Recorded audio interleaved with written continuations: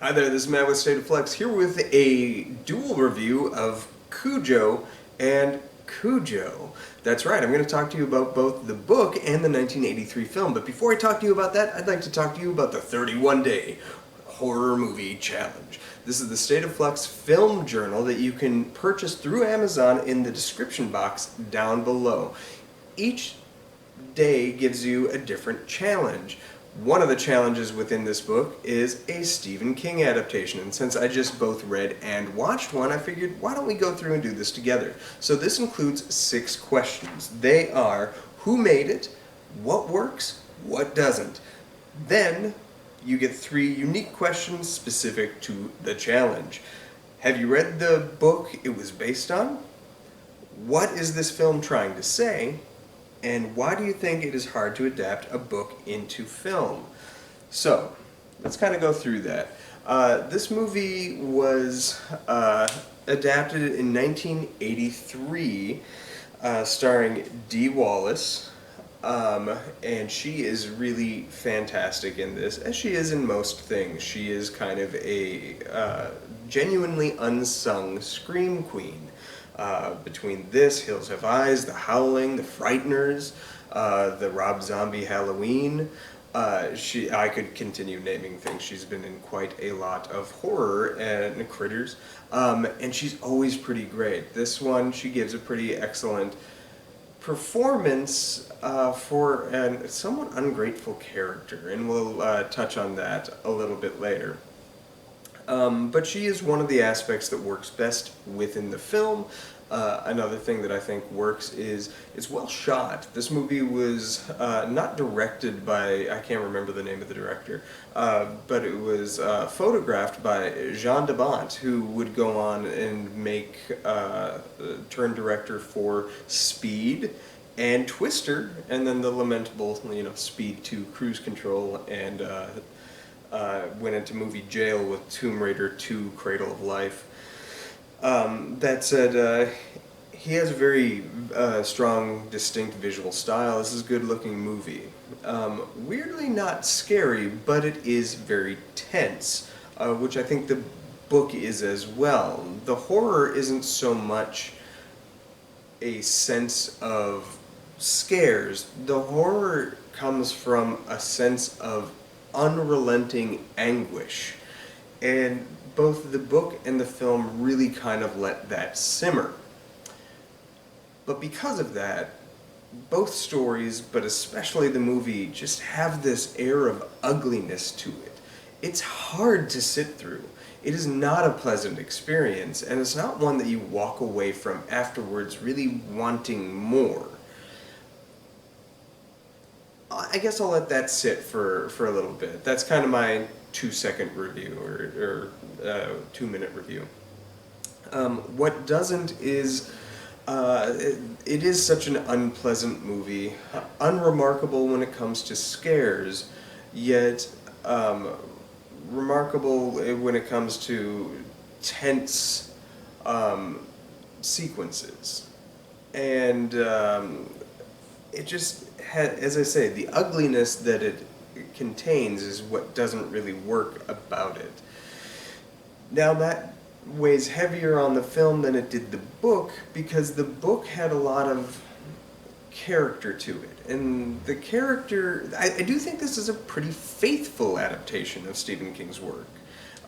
Most of the elements are there until they're not. I'm going to touch on the one spoilery aspect that's not present in the movie,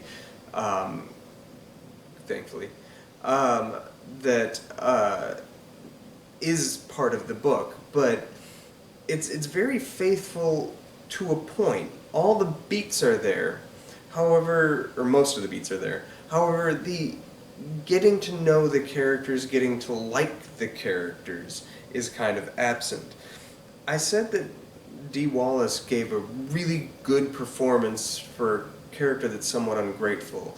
And I say that in the sense that the character isn't as strong as the character written.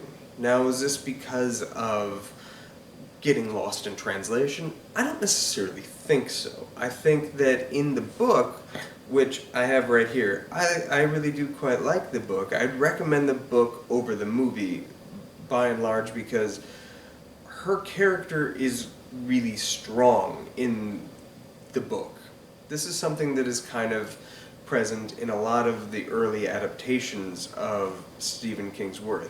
Now, I think Carrie, they were able to get the two Carries correct in book form to the movie, but you look at The Shining, and her character in that is, the Shelley Duvall character, is nowhere near reflective of the character as written in the book. Dee Wallace's bones are there for the character in this book, but she is absent that thing that makes you want to root for her. Any kind of recognition of things wrong from the past. Like she's trying to somewhat atone and make up, or put her family back together, but you don't sense it. Like, you don't feel the authenticity of that. You feel it in this book. And so you do kind of root for her. The other main element that makes the book infinitely better than the movie comes from the spoiler I'm about to drop within the book. Now, if you've only seen the movie, stop this here. You want to read the book, the ending is different. If you've read the book and you don't know the ending of this movie, they do change it. But from here onwards, I'm going to spoil. Tad, the little boy, the 4-year-old, dies in the book. And that is something that had been spoiled for me. I'd seen this movie once before, back in my video rental days, VHS rental days. And I liked the movie. I thought it was fine. And it was actually on a plane coming home from Ireland. I was watching, like, on the little view screen on the back of the airplane chair, you have like the view screen monitor, and you can choose from watching a whole bunch of things. One of the things they had was an interview with, or a documentary about Stephen King and his life and career. And it was all of his early stuff up to about the release of It. And so it was weird that it was on this plane like just less than 10 years ago. But in it, they spoiled that the ending of the book is different in that Tad dies. And that blew my mind. Well, just finishing reading this book and knowing what the outcome was going to be, the book reads entirely different if you know the outcome. And that is that every single decision that is made from either character, be it Vic or Donna, the Dee Wallace character, is just a haunting experiment of making wrong choices and how the choices we make truly are outside of our control and how we don't know what we're walking into at any given moment. That's where the horror completely got amplified for me. There are so many potential stops that could have avoided that boy's death, that could have avoided any of this stuff, from not only their characters, but from the Brett character as well, and the wife of Camber, I can't remember her name right off the top of my head. But all the characters have moments where Cujo couldn't have happened, and yet you watch the perfect storm and funneling that leads to that boy's death. And it makes this book just an epic tragedy, a perfect case of misfiring at every level. And it works very well for the book. As I say, it's an ugly book. It is a gruesome book, and one gruesome not in the sense of gore or anything like that, but gruesome in the anguish that it like lingers throughout. It's not one that I'll probably revisit much, if ever, just because of how ugly it felt, but it is brilliant writing.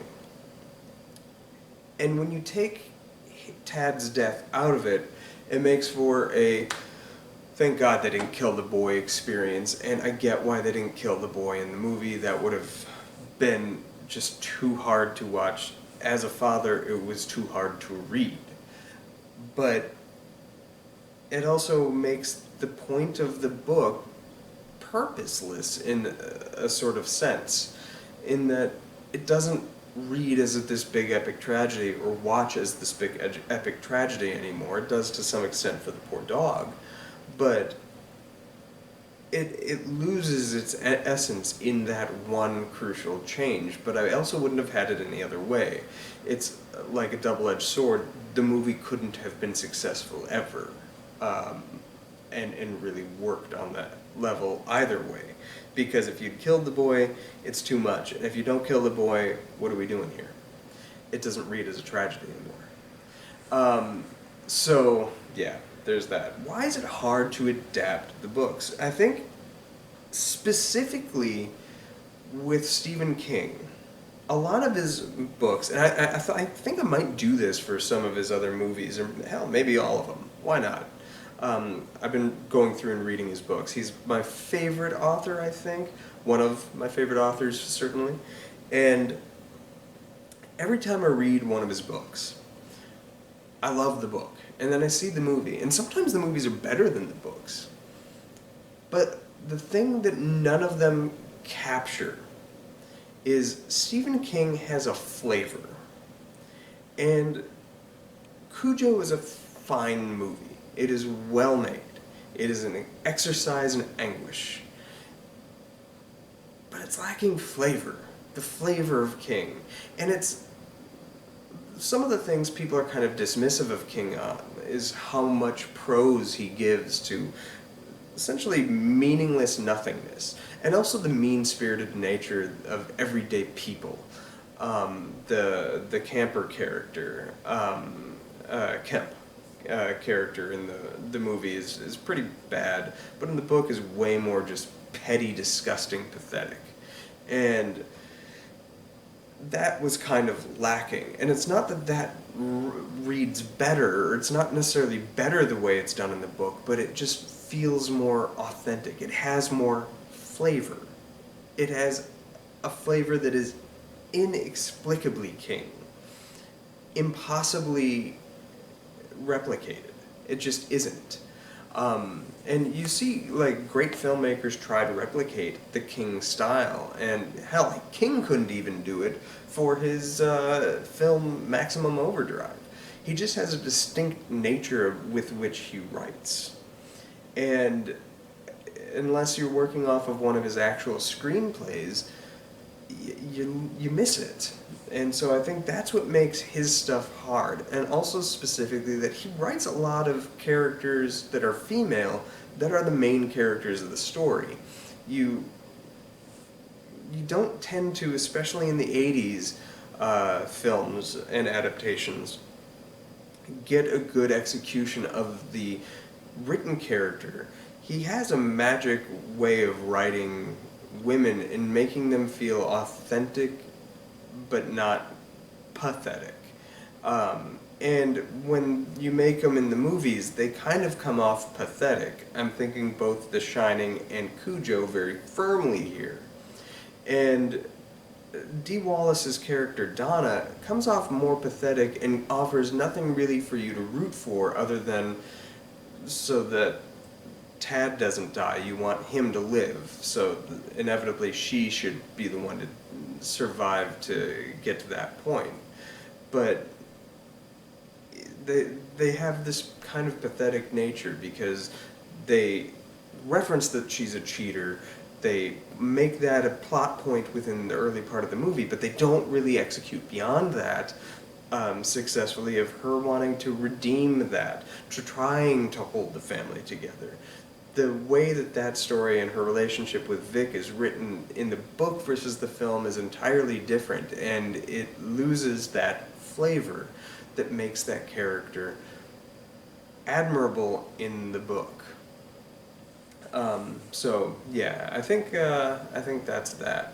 Am I familiar with the book? Yes, I just finished reading it, just rewatched the movie. Why is it hard to adapt? I think I kind of got into that. I think oftentimes with fiction, there are two separate mediums, but for King specifically, it lacks the flavor. What do you guys think of Cujo? I talked about this a lot. I know a lot of people that really, really, really love the movie because it changed the ending of the book. I actually kind of go the other way. I think the book works better because Tad dies. However, it makes it a book that I never want to revisit again because I can't not posit my own children in that situation, or myself for that matter. And that's where the horror comes from. That is what it is. It's an inciting internal horror. Pardon me. But I want to hear from you. What do you guys think of this story? Let me know in the comments down below. And would you like me to go through and do this again with some of his other books? I've been going through and reading his books from Ground Zero onwards over the past, ever since the pandemic started, honestly. So I'd like to do that. I could certainly do it for everything up to Cujo at this point. Let me know if you want that in the comments down below. Thanks for watching. Like, subscribe, do all the good stuff. Peace.